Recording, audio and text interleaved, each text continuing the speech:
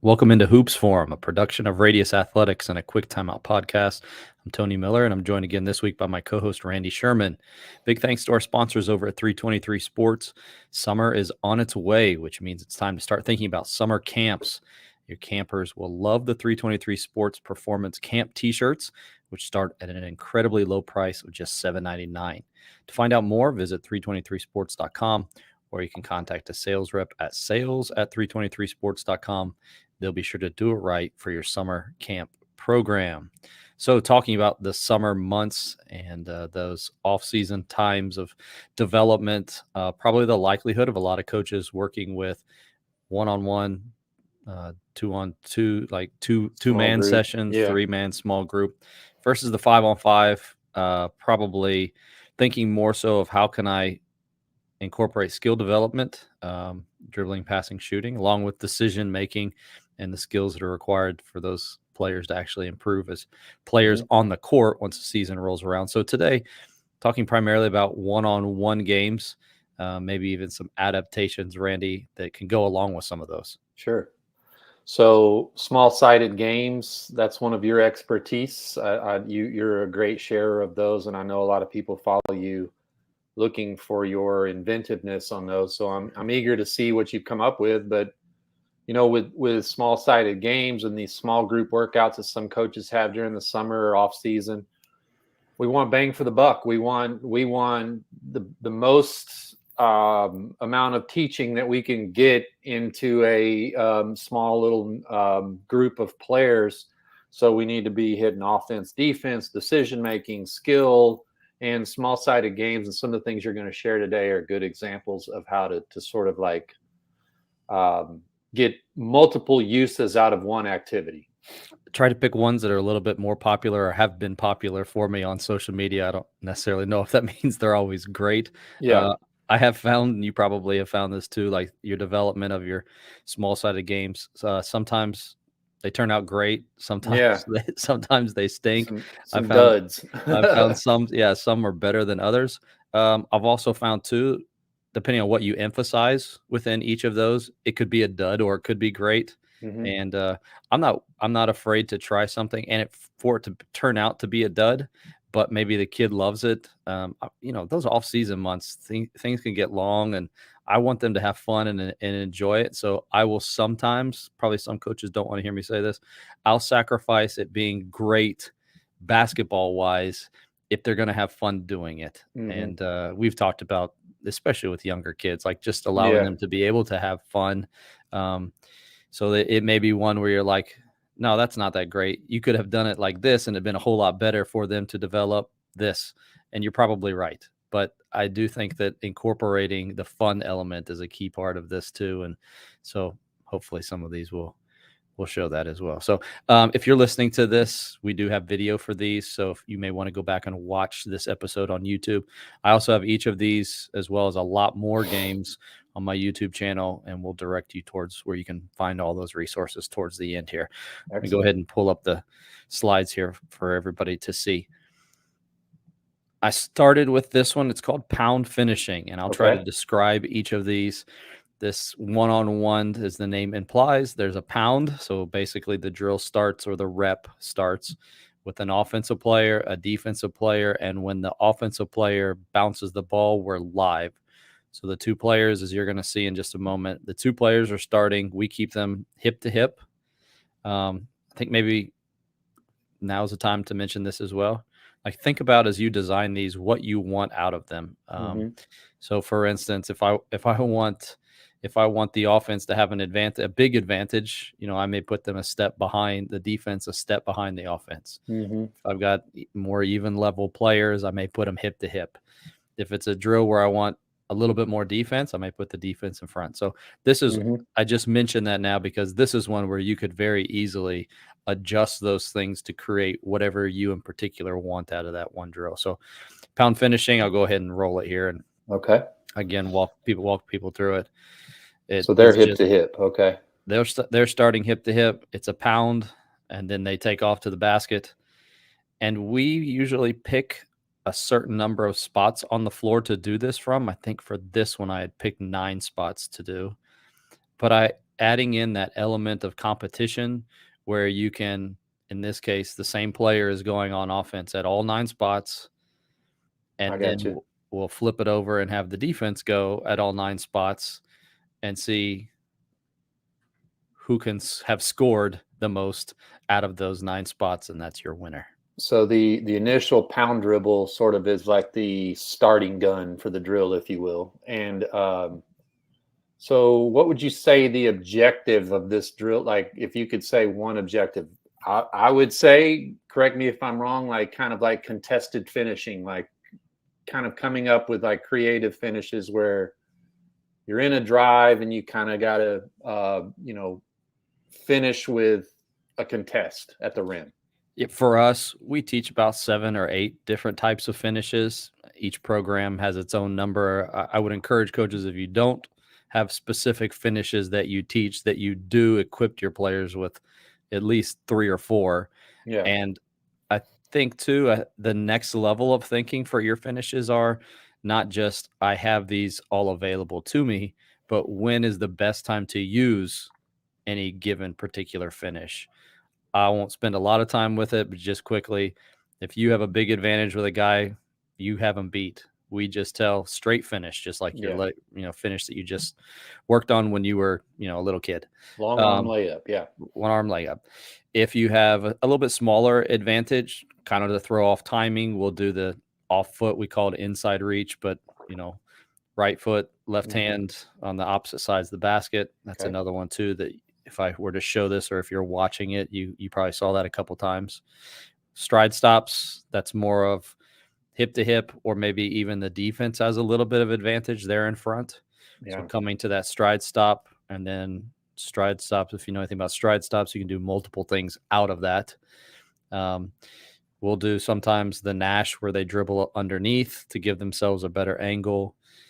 If you have a complete defense gets in front and everything kind of goes neutral for you, you could jump stop. Some people like floaters. We don't really teach a lot of floaters, but could be that. Could be a Euro step that you're teaching. Could be the Barkley where you turn around and start. So I guess the answer to that is it is working not just on finishing. We want to become a better finisher. We want to be using the best finish to give us the best opportunity to score. For the context that we're in. So choosing the right finishing tool for the way you're being guarded or not. Yeah. Okay.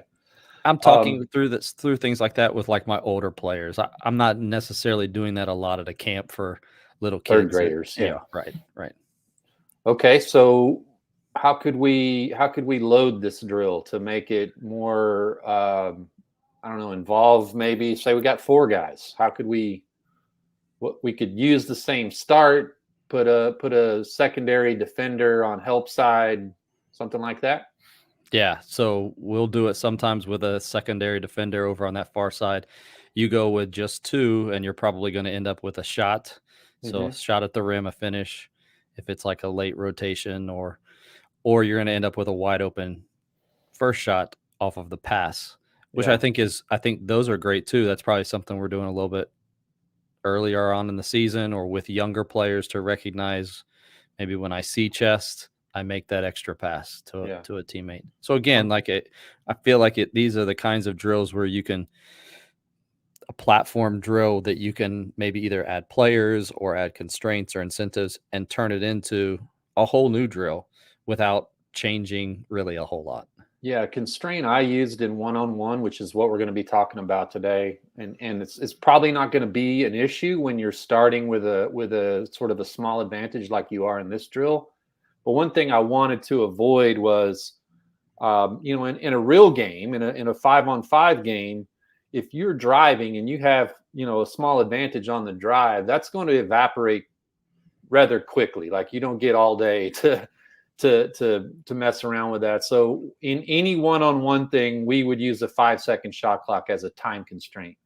So it's not a problem here. All these clips you're running through here, this is quick hitting drill. But if the guy got in front and neutralized you and cut you off or cut your path to the rim off, then it might come into play to have that 5-second shot clock to where you don't get all day in a game. If you're driving and come to a stop, the defense is going to collapse on you, or you got to get in the air and figure it out. Get up and get fouled, something like that. So a 5-second constraint on one-on-one is something I use that might be helpful for those of you watching or listening. That's good. All right, second one here. Call this triangle closeouts. I went to defense because there's kind of a method to my madness. I'm jumping around a little bit.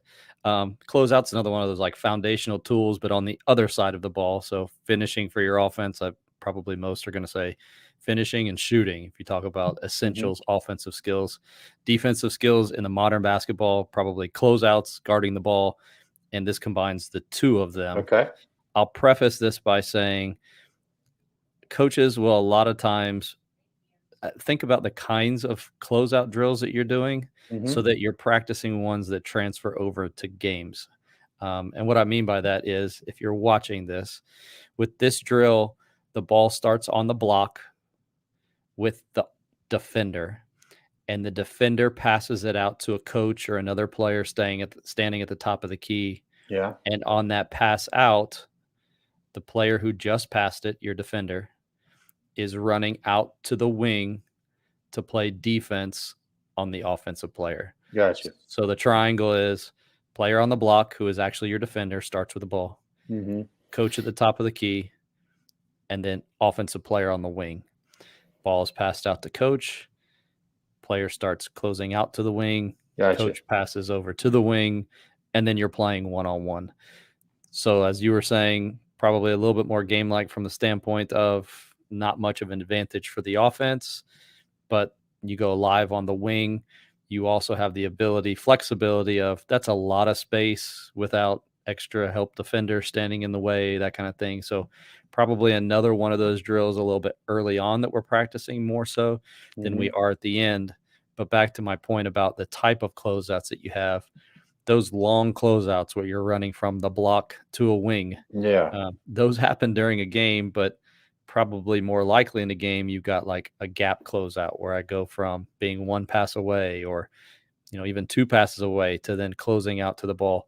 So I'd encourage you to think about the design of your, in this case, triangle closeouts. We did this as well. We actually would have the guy with the ball. So your initial defender would actually stand like up on the elbow, and he would toss the ball out to the coach, and then the coach would throw it quickly over to the wing. So you've got kind of more like that east-west closeout. Yeah. Rather than the long closeout.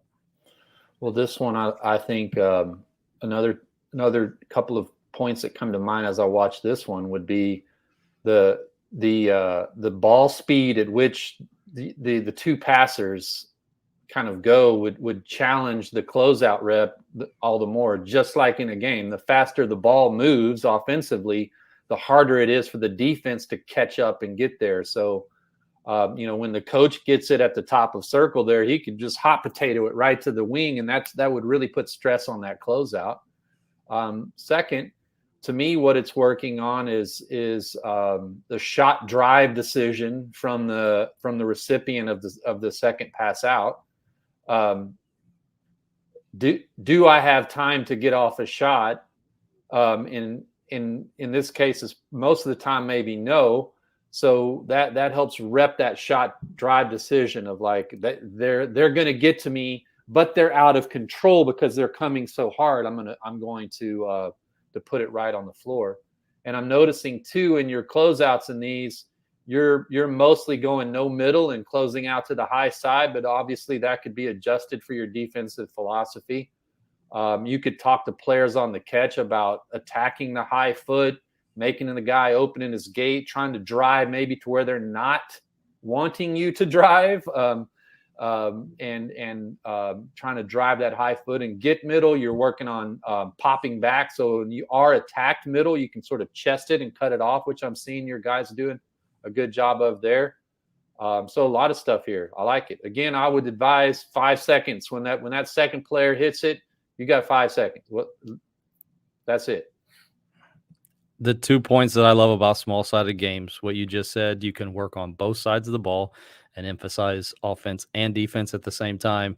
And second of all, if you're watching this, you see it, the reps are super quick, which means a lot of guys, it's paused right now for those that are watching. If I were to just show this to any coach, most of them would say that drill stinks. There's a huge line on both sides and only 2 people going, but that line moves fast. And you split them up onto 2 ends, you're only standing in line for about 15 seconds, and then you're repping again. So we get a lot of reps in on a drill like this in a 5-6 minute segment. You know, one thing where we're putting the defense at a disadvantage like this, by making them make that long closeout, 2 quick passes, they're already at a disadvantage. What I would say, I wanted to make clear to our defenders is like, you're probably going to get scored on. It's hard. We're overloading the difficulty of what it will actually be in the game to stress you, to give you a sense of sort of like, this is harder than it will actually be. We're doing that on purpose. It's the overload principle. I would want the defenders to know what is an acceptable outcome in this drill. So if you get scored on, but it's maybe you get the guy hits the shot, but it was outside the paint, and you were able to get in the air and contest the shot, and he scores outside the paint, we can live with that. You know, like that's the sort of like, what is an acceptable outcome? Yeah, that's great. That's great.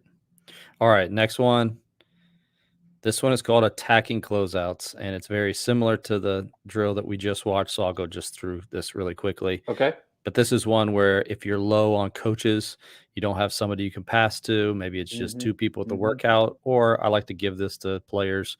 If you go to the gym with a teammate, man, work on this for 5-10 minutes. Ball starts underneath the basket, tosses out, and you're playing one-on-one.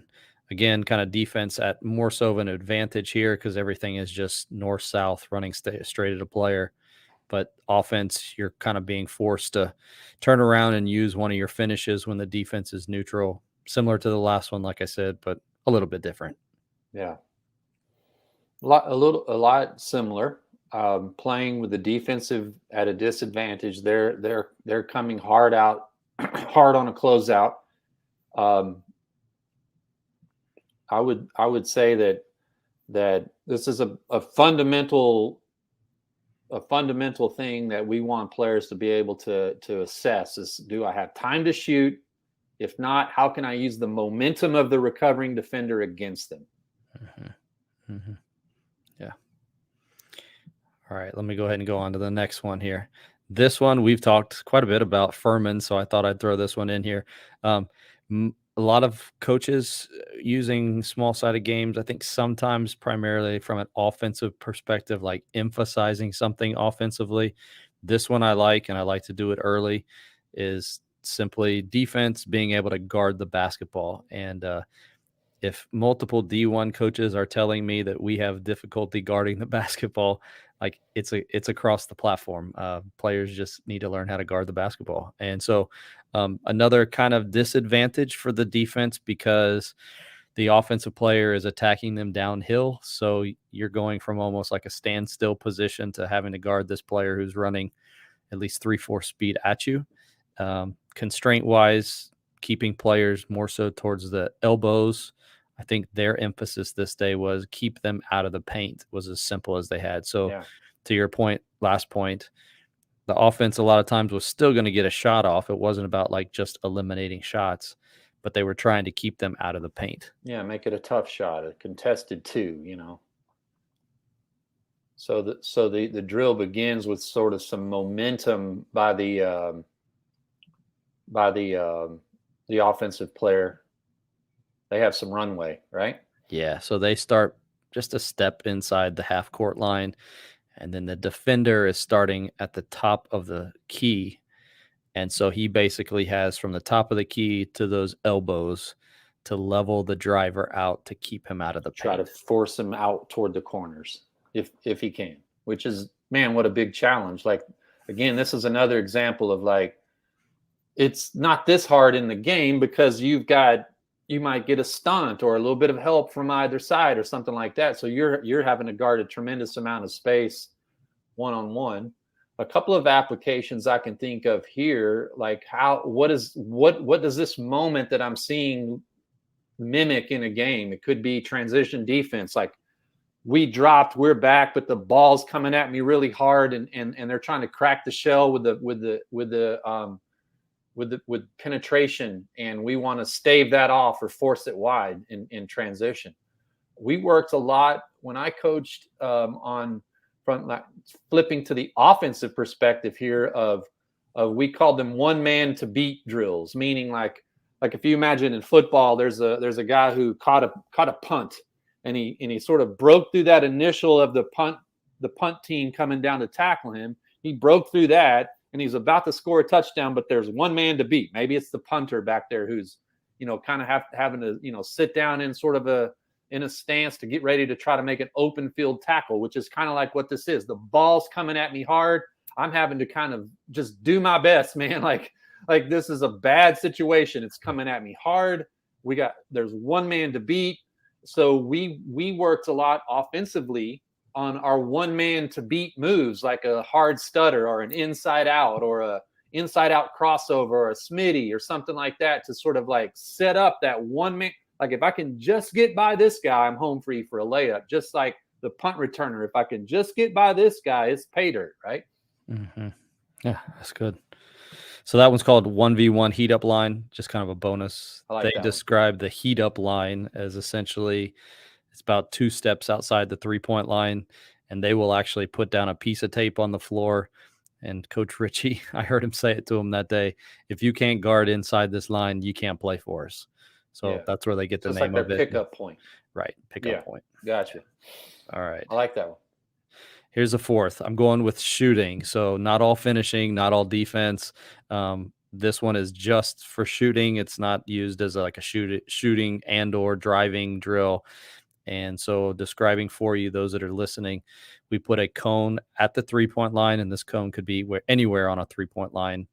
And then there are 2 other cones that basically form a triangle off of that top cone there.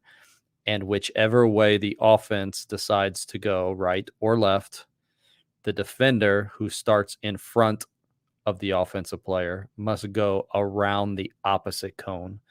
So as the ball is at the top, if the shooter goes right, then the defender must start to run around the left cone and then come and defend the shooter. So this is a shooting off the dribble drill. This is not catch and shoot or just catch and one dribble. You'll see him basically clear it with one big dribble or 2 dribbles, and he's got a defender coming and contesting the mid-range jump shot. Let's see it.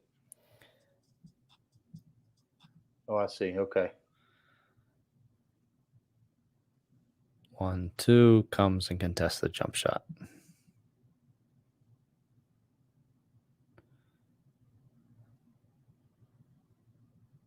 So again, one of those that, not a catch and shoot, may not be one that you use with all levels of players, especially if you're not a mid-range jump shot person. But I think especially for like our point guards or players who are in pick and roll situations, and they're going against like a drop coverage with a on-ball defender who is getting around a screen and attempting to contest that mid-range jump shot.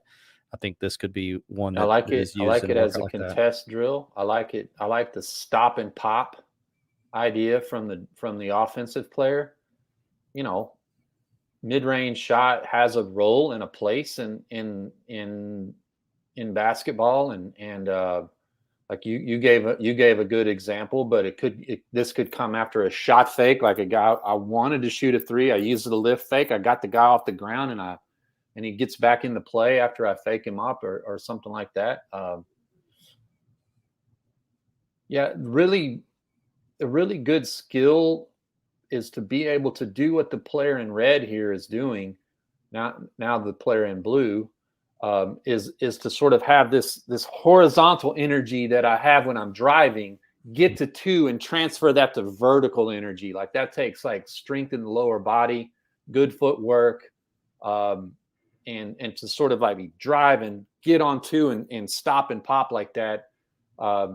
That's man, you just watch Devin Booker next time they play. Like, For he's sure. excellent at this, and sort of like gets his shoulder down, gets to a guy, gets off 2 feet, and elevates right into that pull up in that soft spot between running them off the line and protecting the rim.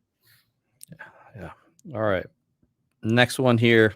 This is more of a catch and shoot, again, with a defender who's giving pressure, but the defender is at a disadvantage. You'll see just because of where he starts. So we'll set up 2 cones on the Mm-hmm. perimeter. So in this case, there's one that's basically kind of high wing, and then another one that's low wing, kind of a step or two below free throw line extended. And the offensive player starts outside the 3-point line next to the low cone. The defender was going to chase around that cone and put pressure on the shooter.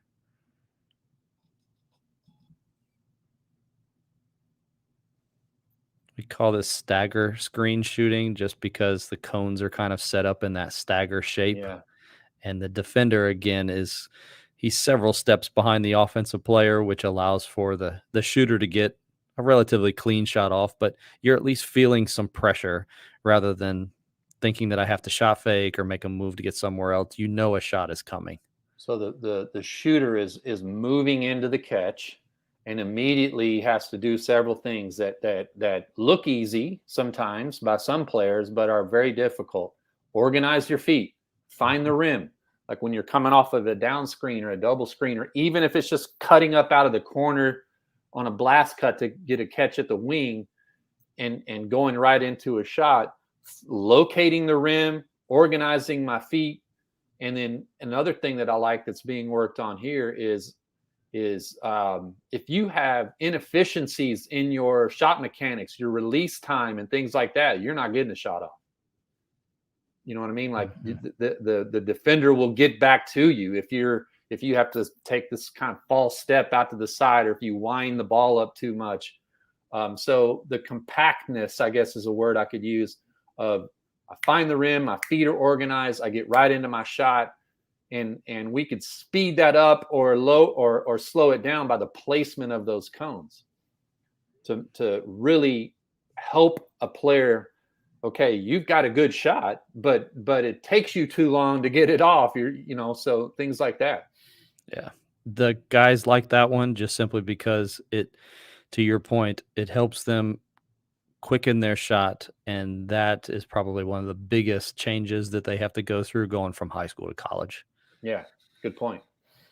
All The right. This speed is of the game changes, so the speed of closure of space reduces. I think this is the last one. I included this one. If you're watching this involves really small kids on a smaller goal. We've lowered the goal down. This is one of those like camp drills Okay. that I found even younger kids have done and enjoyed doing. I've called this 1v1 tag. And so I'll go ahead and play it and describe it. You have an offensive player who's standing at the top of the key. The defender is going to actually start with the ball at the free throw line, and you can place just one cone at the top of the key. Mm-hmm. The player with the ball tosses it out to the offense. The offense drives to score it, and the defender is trying to chase down the shooter and just tag him in the back. And if they do tag them, does that mean like they kind of win per se Yes, as the that defender? that means the basket doesn't count and they win as the defender. I got you. It's avoided collisions around the basket, kids jumping under each other, running into each other, hurting each other. And the offensive player, this is a little bit higher level than the kids can only dribble in and shoot an uncontested layup. Like they can play in smaller games. You can see probably the age of the kids here around 6, 7, 8 years old. And so they're working on finishing around the basket, but there's not that full blown 1v1 players on my hip type of thing. Yeah, and it's fun because it's like, oh, I'm going to catch this guy, and you could kind of increase or decrease the distance between the cones to make it a little more or less likely that they'll get tagged. Now, noticing in all of these reps, the driver's going to their right hand, you could say, okay, now we're going to work on left hand, like, and have them go the other way and just do the same drill the other way. I like it. I think that, if you were to apply the same drill to sort of like an upper level, or even, a few grades above these youngsters, you could talk about like getting you're getting your shot up early so you don't get caught. So like getting the ball up, doing in one dribble what you could have done in two. Or sorry, let me reverse that. Doing in one dribble what you did in two. Try to get it up early. Try to get there in one less dribble. Those are good applications there. I had been doing small sided games primarily with my older kids, and I figured, how can we change this or adapt this to do it with the younger kids? You add tag to anything to smaller kids, and they think it's awesome. Mm-hmm. Um, I mean, we've been doing some of these for years, whether it's like dribble knockout or, even like a shooting knockout game. You're not playing one on one, but you feel pressure, and I think that's just a huge part of it, is to feel some sort of pressure, something that's game like. And it could be something that's pretty low level or something that's intense where you've got multiple defenders out on the floor. Even the younger kids, I think, can benefit from these types of games. Yeah, and it's something like this, even with high school, college guys, like you're not going to probably catch him to tag him, but we could be drilling like chase down block, like pin it on the glass, like try to get the chase down block. I have that one. I just didn't include it. I almost did, Awesome, but I didn't good. include it. Well, great minds think alike. So if you want to find more of these, I have multiple playlists. I started creating some shorts. Those are those vertical videos. So there's a Mm-hmm. vertical video short list, small sided game list on YouTube, and then there's also kind of those larger games. Those are more so 4v3, 4v4, even some 5v4 type stuff. So if you're looking for any of those, you can go and search Coach Tony Miller there on YouTube, and you'll find those there. So that's it with the games. I do want to mention this before we head out. May 23rd on Tuesday, Mm-hmm. we've got an event coming up. Randy, can you tell people about that? We are going to dive deep into 2-3 zone. Going to do a web clinic for coaches that night on just sort of the ins and outs on how to play 2-3 zone, break down the positions and where to be when the ball's here, and how we're guarding certain alignments, and just all things 2-3 zone in a web clinic format. So look for that and join us. Will you usually try to include presentation, some diagrams, some games sometimes that you can practice? I think some coaches have found even the Q&A that we have at the end sometimes even more valuable. So this isn't your basic, like, just go stand on a 2-3 zone. Randy will give some great insight to things and maybe some unique things that can put some wrinkles in your 2-3 zone, or some ideas for adjusting to some of the offensive strategies that coaches are doing against that. So we'll be sure to include links to that down in the description. So make sure that you go and click on that. You can sign up for that.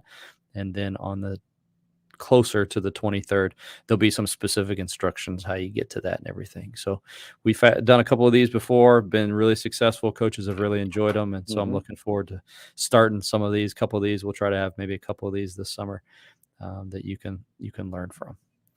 That'll do it for this episode. If you missed any part of the live show, you can go back and watch or listen.